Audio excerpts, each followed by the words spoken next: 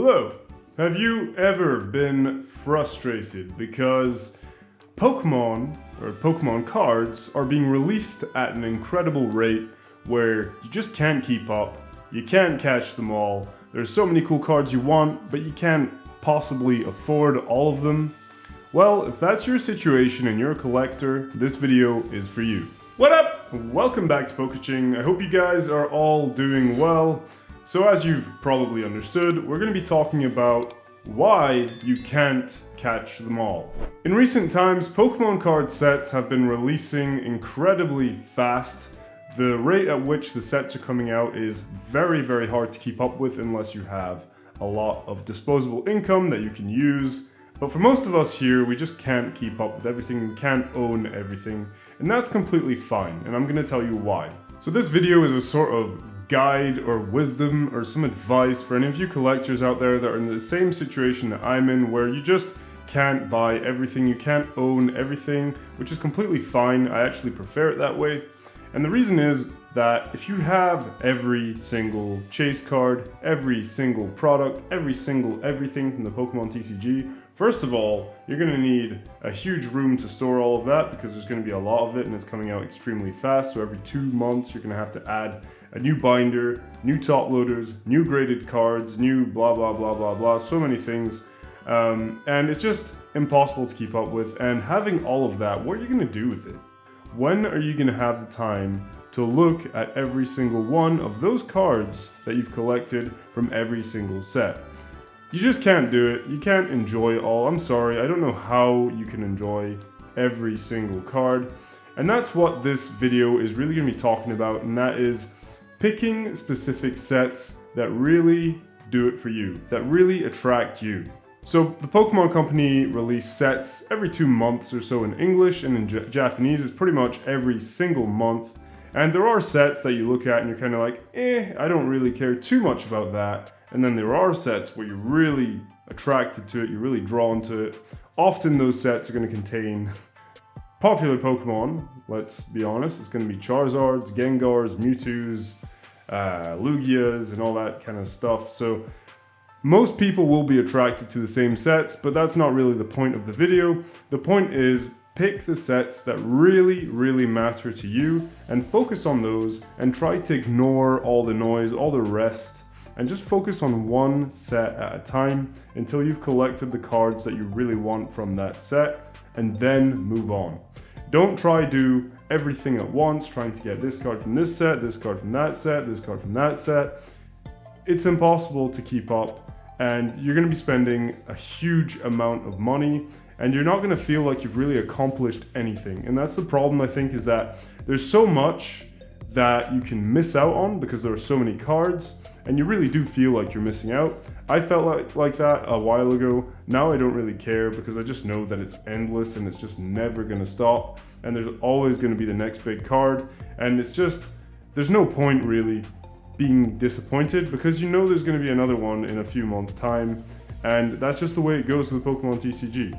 So I do understand that it can be frustrating when you're focusing on one set and you're like, oh cool, I'm making good progress with that and getting the cards I like and so on, and I really want to focus on that set, and then Pokemon drops Inferno X, for example, with the Mega Charizard X EX, whatever, it's a bit weird to say XEX, but anyway, that's the card.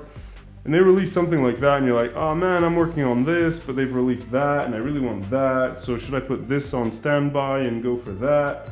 And that's where it kind of starts, and then there's going to be a set after that. I mean, if you've seen, like, I don't know if the leaks are true or not, but there have been leaks about the names of all the new mega sets that are going to be released, and also the 30th anniversary set.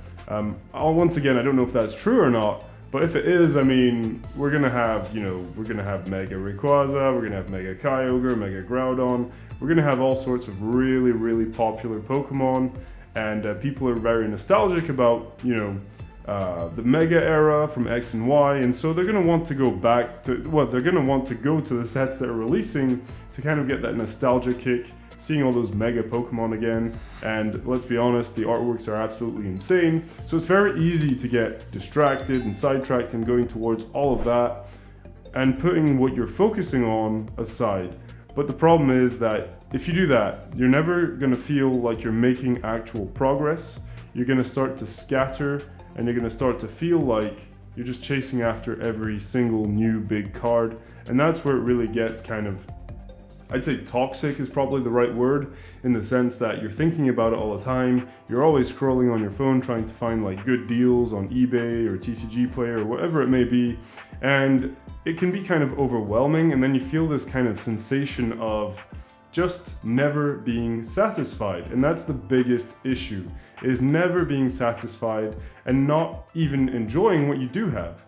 And that was a recent problem that I kind of had, and like really recently, a few months ago, I really thought about it. I just sat down, and I know it sounds silly because we're just talking about Pokemon cards, but if Pokemon cards are important to you, you know what I'm talking about, you know what I'm feeling.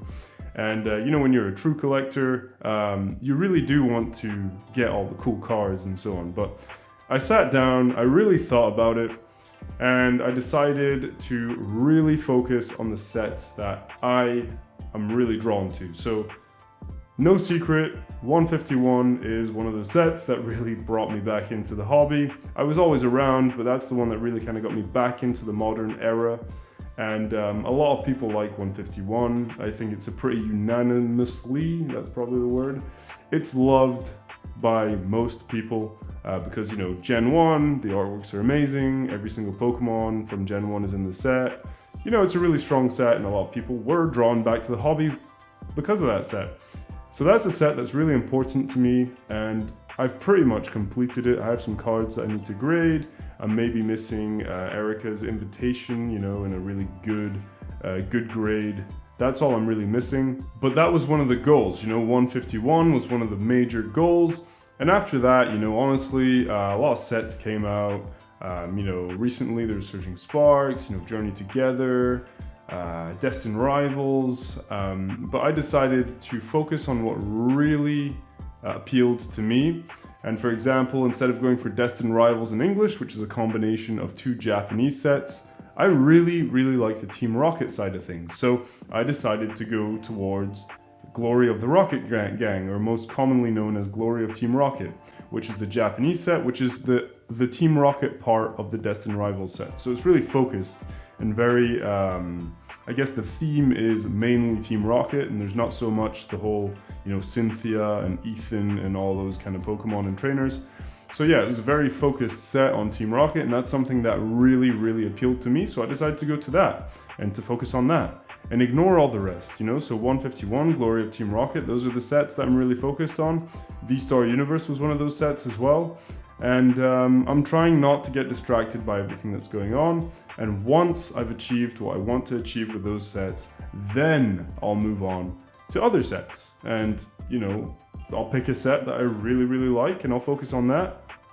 And even then, you know, I'm thinking to myself, if I do this, like every year there are 2 or 3 sets that I really focus on. I'd say 1 or 2 is a healthy amount in a year, because if you think year after year after year after year, if you really like try to complete sets, or you really try to get a nice, you know, you get the top hits and high grades from each set, you have some sealed product, year after year, you're actually going to have a lot of space, because you're going to be building up a large collection over time, which is fine if that's what you like. But I'm already thinking, you know, I don't want to have too much, because too much is just no fun. You don't get to appreciate it if you have too much.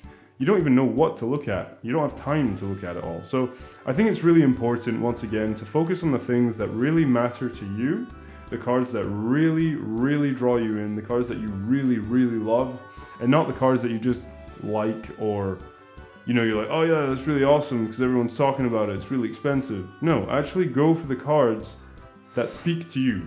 Not literally, because that would be weird, but the cards that do something, you know, like emotionally. When you look at it, you're like, holy, try not to swear, because maybe kids are watching.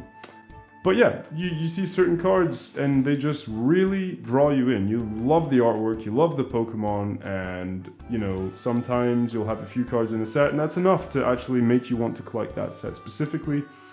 And so yeah, that's my advice, is try to be focused on what you collect.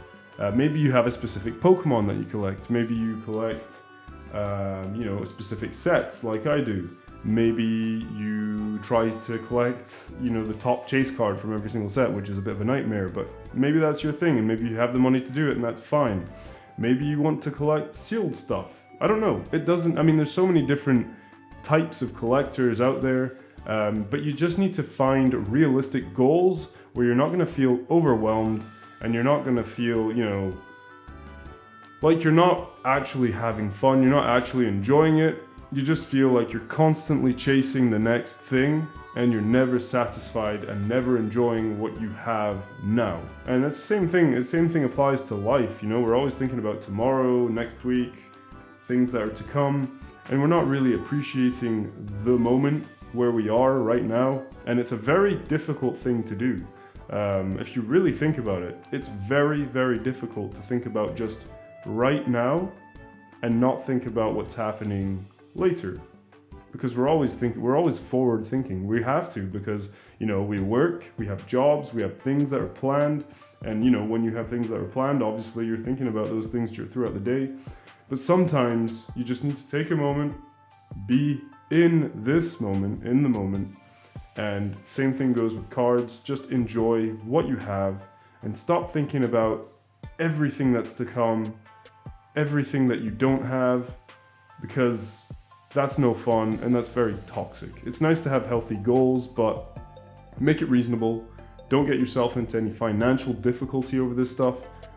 If you're investing, that's another thing. That's not what we're talking about in today's video. Today we're talking about purely collecting, building a nice collection, and actually enjoying the process without being frustrated about everything you don't have. So I hope these words of wisdom helped. I know it's no rocket science or anything like that. It's just advice, trying to avoid making the same mistakes that maybe I've made, where you're buying all sorts of different cards from different sets, and then at the end of the day, I have all this stuff, but I kind of want to have, one set that's nice and complete, rather than just having loads of stuff from different sets.